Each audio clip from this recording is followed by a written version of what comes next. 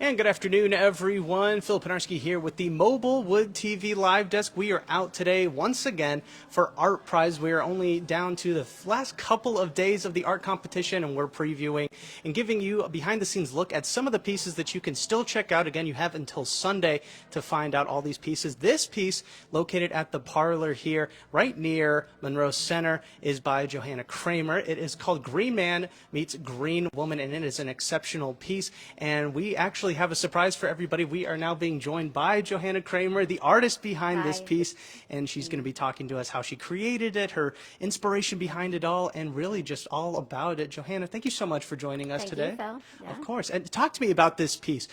You said in your artist statement that you really wanted to channel sort of your Celtic heritage, and I think you did a really great job with this. Talk to me about what really inspired you to create this. Well, as I mentioned earlier, what inspired me was actually working in a class on a coffee cup, and I wanted a fairy to sit on the coffee cup. And because I was having trouble with the fairy, it was very small, the instructor said, well, I'm doing heads. If you want to join me, I can show you how to do a face. And I said, okay, that sounds like fun. I'll do that. So I took the next class, and I knew I wanted to do a fairy at the time. What I didn't know is they would evolve into these woodland creatures, Green Man and Green Woman, and that just happened organically as I was creating this fairy. It seemed like the clay and the artwork just created itself in a way. That seems kind of odd to say, but yeah, it did. It happened sort of mystically and organically, and because of my own Scottish, Irish background, I felt very comfortable to just continue that vein and bring in the Celtic lore, Green Man, and definitely put in a Green Woman in there because I think she's short shrift in the whole Celtic myth thing. So anyway, that's where it happened. And this was really your first attempt at using clay, and it turned out great. I mean, seeing this finished product, I mean, we've been talking for about 20 minutes now, just kind of previewing this piece and getting to know a little bit more about it. And we've had dozens of people kind of peek in through the windows. Really a great spot for this piece, I would have to say. But seeing kind of the reaction and your own reaction, I mean, what do you have to say about how this piece turned out? I feel very grateful for how it turned out. I'm kind of late into the art scene, as I said in my artist statement. I wasn't in fact, I'm not sure I still call myself an artist, but this is my first experience in an art show. So hopefully I'll create more pieces, and then I can be fully qualified as an artist.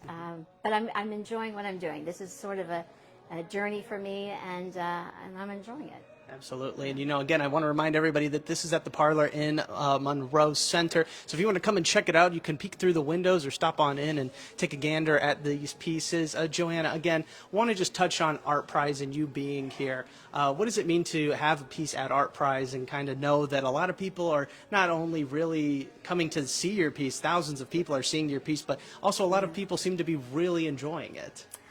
Well, I love Art Prize. I love being here, and honestly, to be here as part of the experience is part of a long-term dream come true. And I'm so grateful for Art Prize, grateful for the DeVos family who started it, and so glad that Kendall College and the city are all continuing it. So yes, it's a thrill to be here, and I hope to continue next year.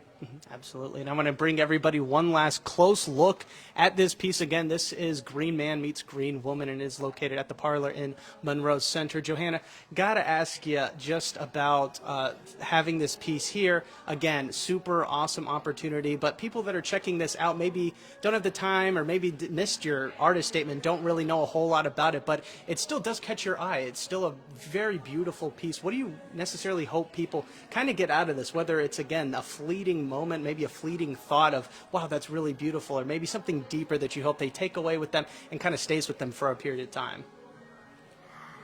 Honestly, I think there's so much gorgeous art throughout the city that it's a thrill that people take the time to even look and see this. It's almost art overload. So I'm happy to be part of this whole process, and I'm grateful to see all the other artwork and creativity in the city, and I hope people take away that there are incredibly creative and talented people everywhere, and especially here in Grand Rapids right now. Yes.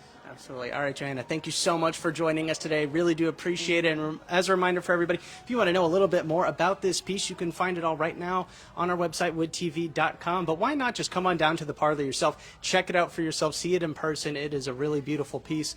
And again, it is located here at the Parlour in Monroe Center, and you have until Sunday to check it out. I want to thank everybody so much for tuning into this latest edition of the News 8 Live Desk. I'm Phil Pinarski, and we hope you have a great rest of your day.